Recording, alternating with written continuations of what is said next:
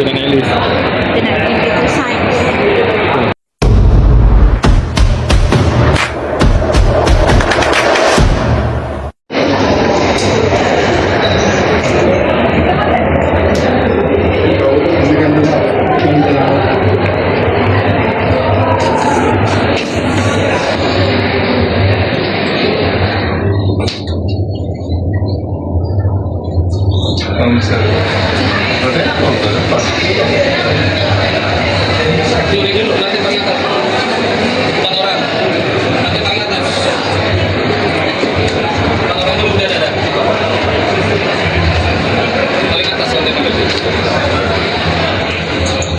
A few moments later.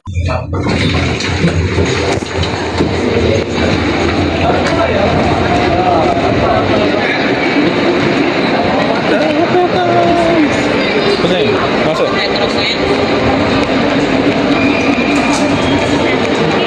Kita masuk.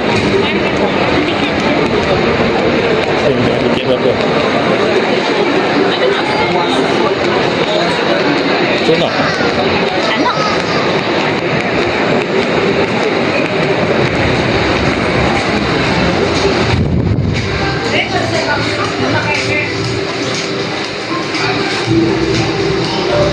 Tunggu kamu.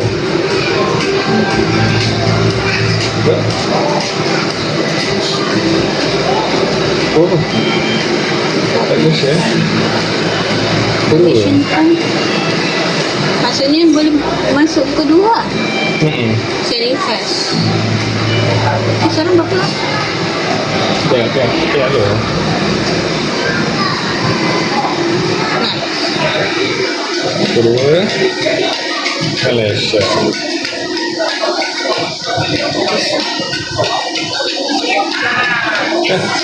Kenapa tu sebut kerja? Nombor telefon je.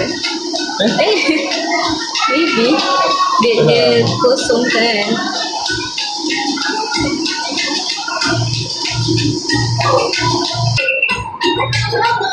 Berapa? Ya. Nomor satu. Berapa? Kenal.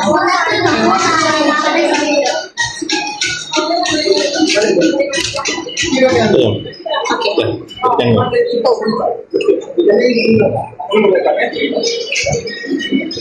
我们是有装那个还是有的？Dah perlu dah. Masuk terus ke pukul apa ni?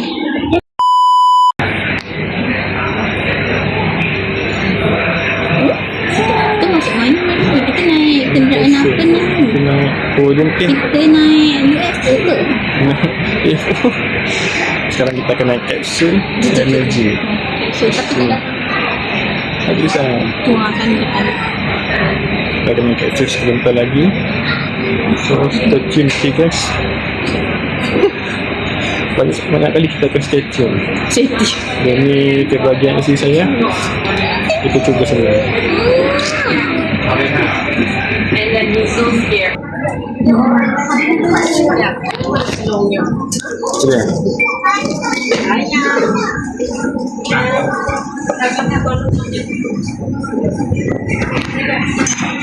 Dan Okey.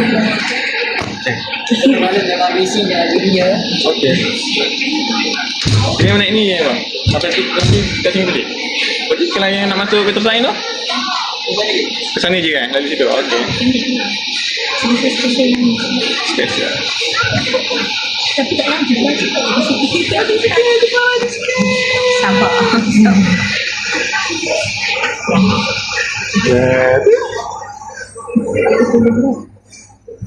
Berat, saya berat ke?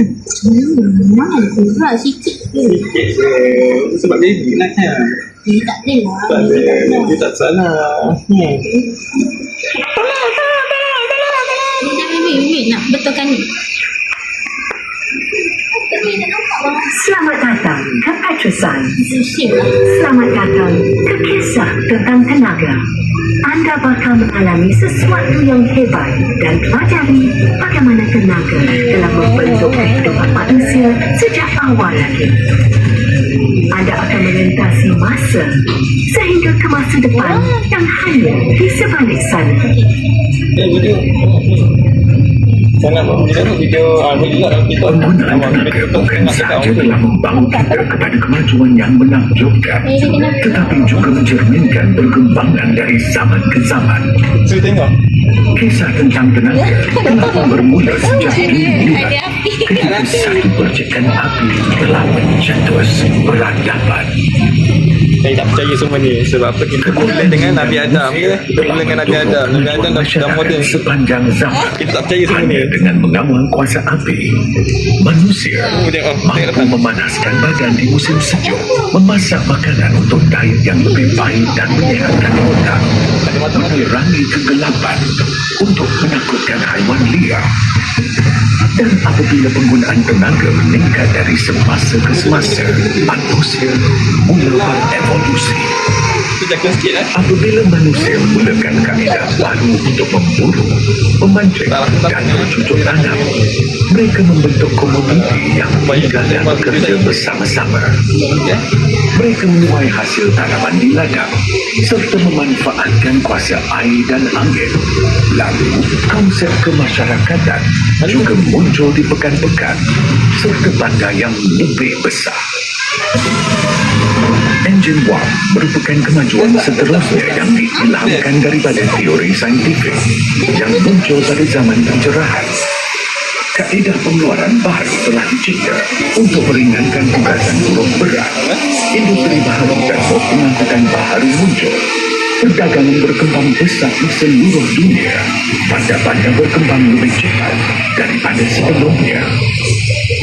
Video ni agak panjang. Tapi nak tengok. Tapi tak tengok. Boleh skip lah ke? Elektrik Sebab kita nasib pengalaman membawa kita pertama revolusi kali. seterusnya. Apabila tenaga elektrik mudah didapati dalam industri dan juga dalam kehidupan seharian, masyarakat menjadi lebih produktif kerana elektrik meningkatkan kecekapan, mengurangkan kerja manual dan memberi kita lebih masa untuk berfikir, untuk bersantai dan berkarya. Transistor dan komputer mula mengubah kehidupan manusia ke arah dimensi baru. Komunikasi kini menjadi lebih mudah dan penemuan terkini dalam bidang perubatan, pendidikan, perdagangan dan perniagaan mula muncul dari semasa ke semasa. Era digital telah bermula. Ya, nanti kita telah bermula. Lekan Marat membuat kita ambil tingkah laku manusia dan alam semula jadi. Melalui teknologi data raya dan superkomputer, lebih banyak tugasan dilaksanakan secara otomatik. Rangkaian baharu menghubungkan kita semua. Kini segalanya tidak mustahil. Sepesan api kecil kini menjadi